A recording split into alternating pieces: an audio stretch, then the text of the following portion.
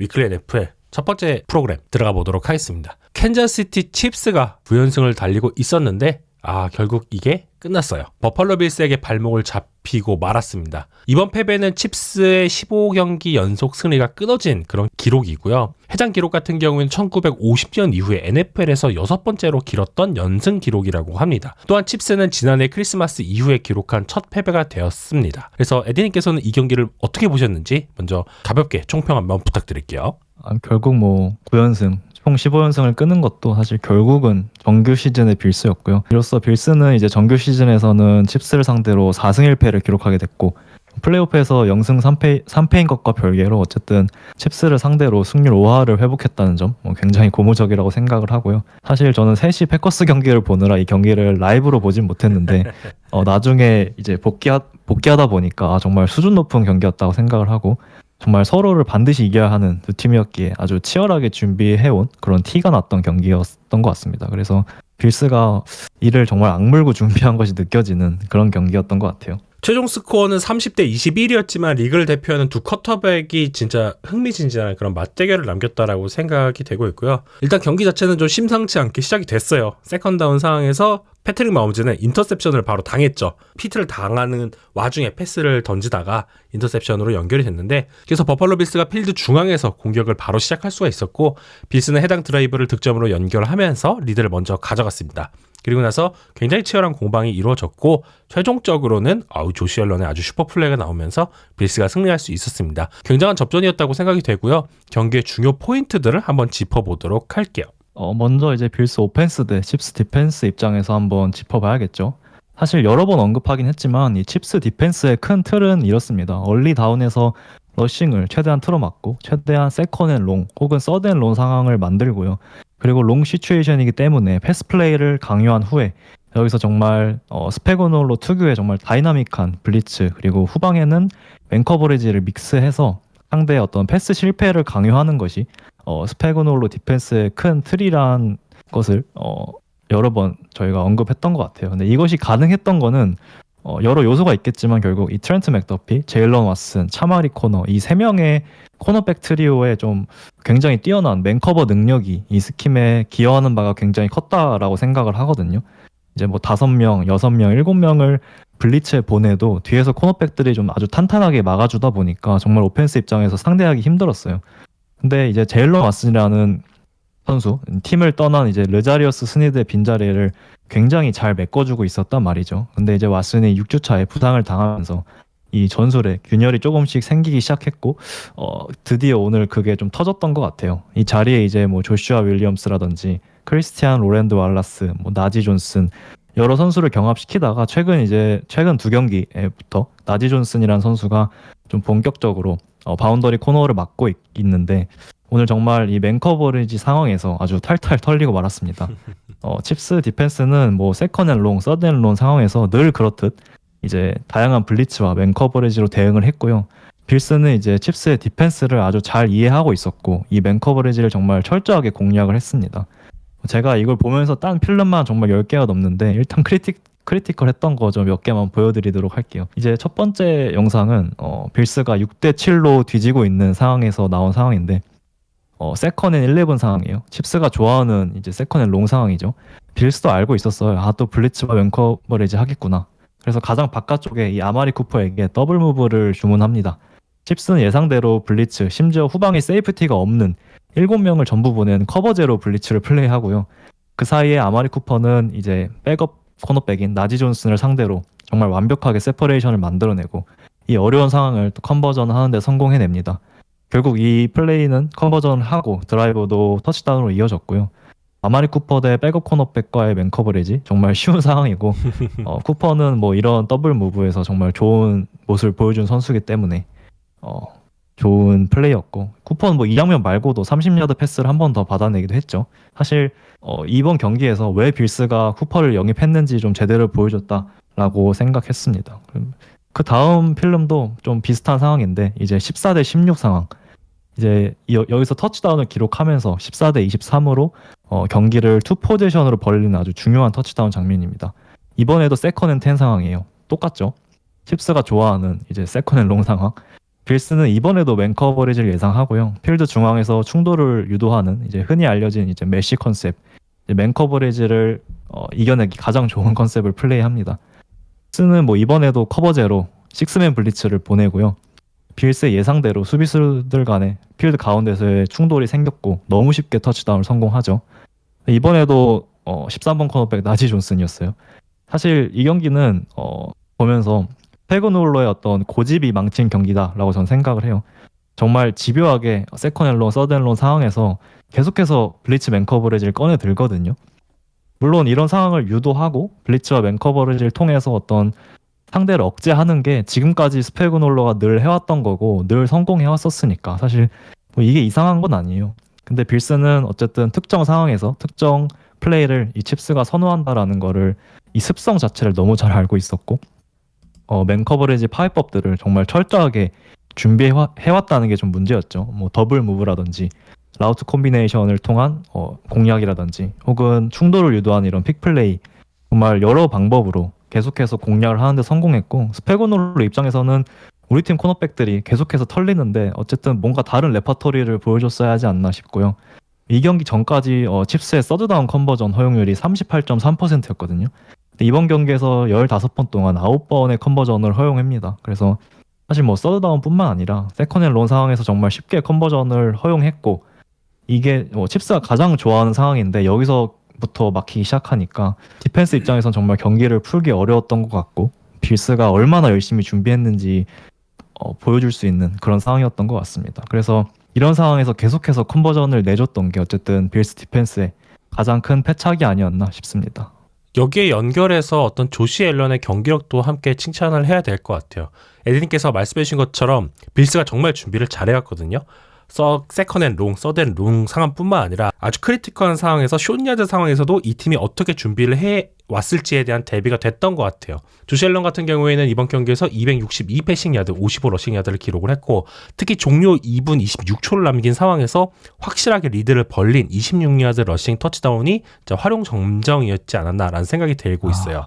연승 행진에 지대한 공헌을 해온 이 디펜스를 파괴하는 데 성공했다라고 생각이 들어서 이 플레이를 한번 복귀해 보려고 하고 있습니다. 제 생각에는 이 플레이가 어떤 이 경기의 축약이라고 생각을 해요. 21대 23 상황이었고요. 필드 포지션은 지금 화면에서 확인하실 수 있다시피 엔드존으로부터 26야드가 조금 넘는 지점에서 시작을 했어요.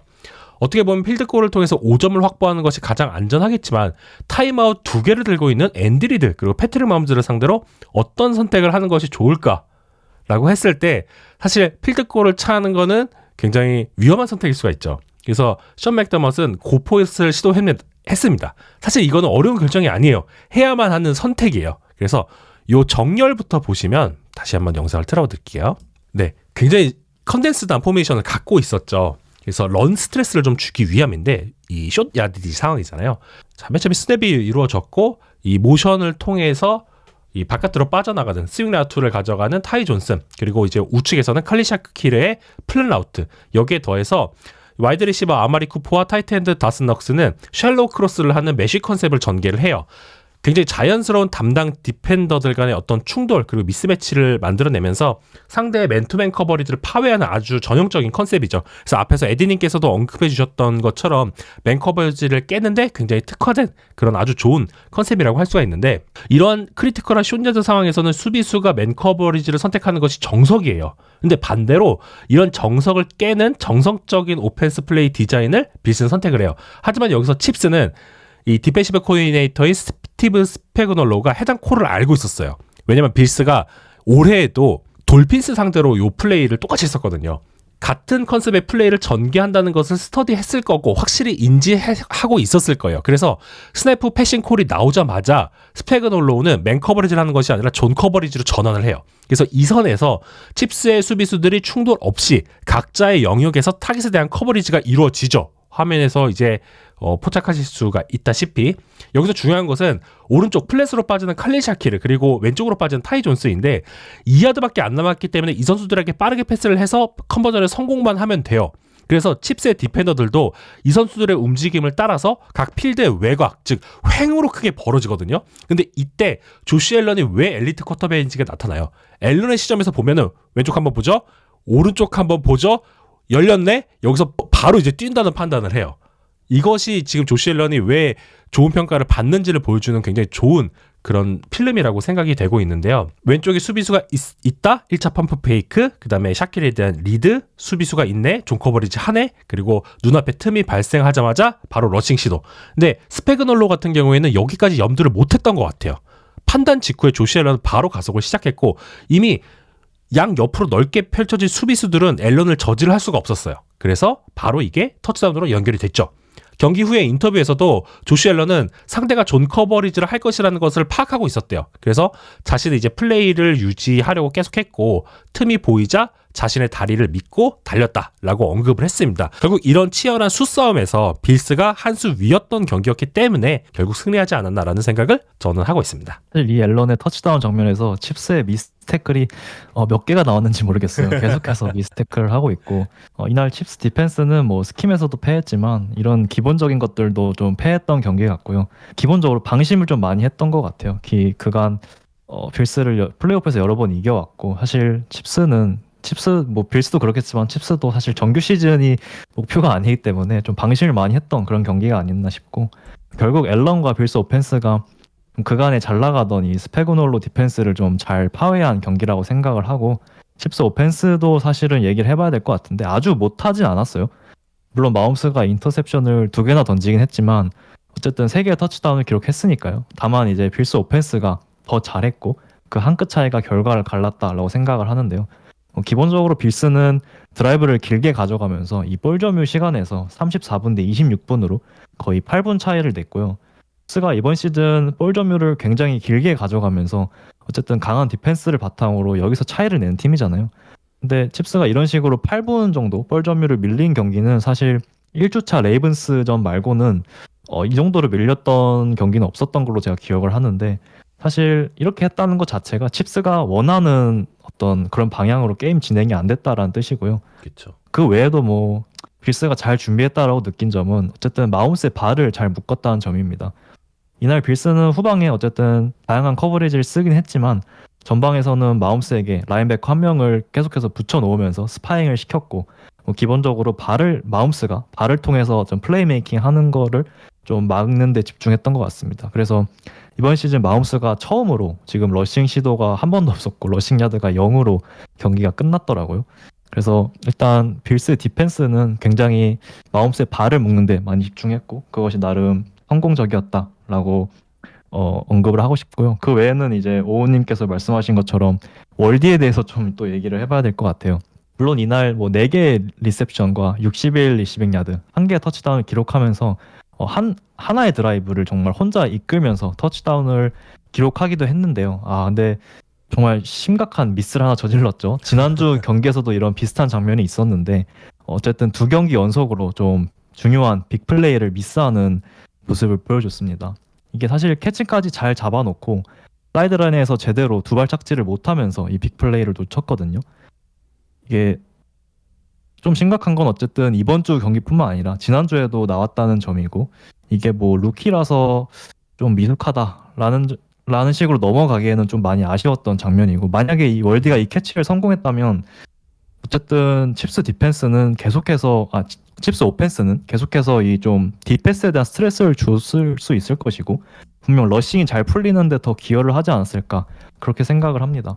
근데 이게 뭐 월디의 존재로 사실 디펜스에게 빅플레이 스트레스를 주고 덕분에 상대 디펜스에게 어쨌든 투하이를 강요하고 이를 기반으로 계속해서 공을 굴릴 수 있는 게 칩스 오펜스인데 어쨌든 월디의 존재 자체가 1인분일 수 있어요. 근데 결국은 이런 세이프티와 라인베커 사이 공간을 또 벌린다든지 혹은 뒷볼을 받아준다든지 이런 거는 결국 월디가 해줘야 되는 부분이거든요. 맞아요. 특히 오늘처럼 디안드레 홉킨스 그리고 트래비스 켈시가 좀 잠잠했을 때 결국은 해줘야 되는 거는 이 1라운드 선수인 월디란 말이죠. 근데 이런 식으로 빅플레이 기회를 한 경기에 2경기 연속이나 놓친 거는 좀 많이 비난을 받아야 된다라고 생각을 하고 더 이상은 이런 플레이가 나오지 않아야 된다라고 생각을 합니다. 그래서 플레이가 사실 뭐 한 경기에 한두 번 정도 이 기회가 오잖아요. 근데 이 적은 기회를 놓치지 않고 살려낸다면 어쨌든 칩스 오펜스가 앞으로 더 무서워질 수 있다라고 생각을 하고요. 특히 이런 식으로 좀 정말 강한 상대들끼리 맞붙었을 때 이런 한 끗 차이가 나는 싸움에서 이런 실수는 치명적이다라고 생각을 합니다. 그래서 좀 개인적으로는 칩스의 어떤 3핏을 위해서는 좀 월디의 어떤 스텝업이 필요하지 않나 이렇게 생각을 하고 있습니다. 그래서 패트릭 마홈즈를 위시한 칩스의 오펜스는 3개의 패싱 터치다운을 기록하긴 했지만 빌스의 득점 페이스를 따라가지는 못했어요. 결국 칩스가 2022년 시즌 이후에 30경기 연속으로 27점 이상 실점하지 않았던 그 대기록이 끝나게 되었는데요. 최근에 리그에서 키커 이슈가 계속 이제 전해지고 있는 가운데 칩스 역시 해리슨 버커 없이 경기를 치른 점 역시 고려해야 될 것이다 라는 생각이 들고 있고요. 물론 버커가 출전했다고 해서 칩스가 경기를 승리했을 것이다 라는 말은 아니에요. 하지만 위에서 언급했던 것처럼 팀이 해결해야 될 여러 가지 문제점이 드러난 경기였다라는 부분. 하지만 여기서 중요한 점은 아직 정규 시즌이 다 끝나지 않았다는 거, 아직 경기가 많이 남았다는 거, 바로 이 부분이겠죠. 또 중요한 시점인 시즌 막판 그리고 플레이오프를 대비해서 건강을 회복하고 최고의 경기력을 발휘할 시간은 충분하다라는 생각이 들고 있습니다. 또한 칩스는 이번 시즌 9승 중에 7승을 7점 이하로 결정이 되었고 최근 2경기 4쿼터에서 컴백을 하며 역전을 성공을 했죠. 이러한 부분 역시도 현재 칩스의 경기력 그리고 분위기를 참 보여주는 그런 지표들이 아닌가라는 생각이 들고 있고요. 대신 차주에 상대할 팀은 캐롤라이나 팬서스입니다. 이 경기가 팬서스 팬들에게는 죄송하지만 칩스 입장에서는 다시 한 번 더 이 분위기를 가라앉히지 않고 다시 올라올 수 있는 그런 기회로 삼을 수가 있을 것이라는 생각이 들고 있고요. 그래서 정비를 하면서 이 경기를 잘 준비할 칩스이지 않을까라는 생각을 하게 되었습니다.